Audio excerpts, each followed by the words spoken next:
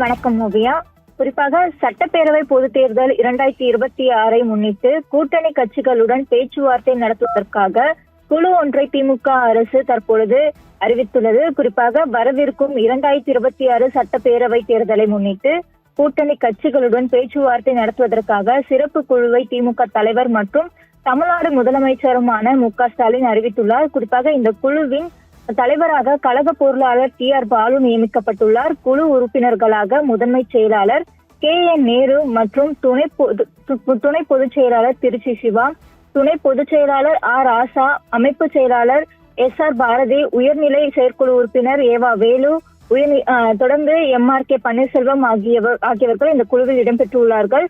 குறிப்பாக அண்ணா அறிவாலயம் வளாகத்தில் செயல்படும் இந்த குழு கூட்டணி கட்சிகளுடன் தொகுதி உடன்பாடுகள் உள்ளிட்ட விவாதங்களை மேற்கொள்ளும் என தெரிவிக்கப்பட்டுள்ளது. குறிப்பாக இந்த நிலையில் 2026 தேர்தலை முன்னிட்டு திமுகவின் கூட்டணி அரசியல் சூடுபிடித்துள்ளதாகவும் அரசியல் வட்டாரத்தில் கருத்துக்களை தெரிவித்து வருகிறார்கள். குறிப்பாக வரவிருக்கும் இந்த சட்டப்பேரவை பொது தேர்தலை முன்னிட்டு கூட்டணி கட்சிகளுடன் பேச்சுவார்த்தை நடத்துவதற்காக திமுக சார்பில் இந்த சிறப்பு குழு அமைக்கப்பட்டுள்ளது.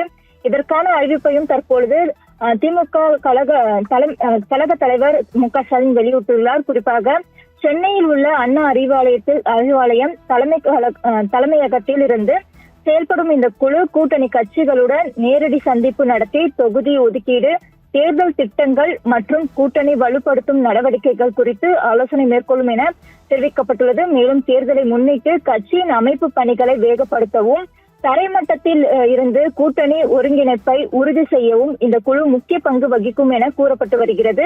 குறிப்பாக இதனுடன் வரவிருக்கும் சட்டப்பேரவை தேர்தலை இலக்காக கொண்டு கூட்டணி அரசியல் தீவிர கவனம் செலுத்தி வரும் நிலையில் தற்பொழுது திமுக தேர்தல் பணிகளை முறையாக முன்னெடுத்து வருவதாகவும் குறிப்பிடப்பட்டுள்ளது. குறிப்பாக இந்த புதிய குழுவை மாநில அரசியலில் புதிய பரபரப்பை ஏற்படுத்தும் எனவும் எதிர்பார்க்கப்படுகிறது. ஓவியா.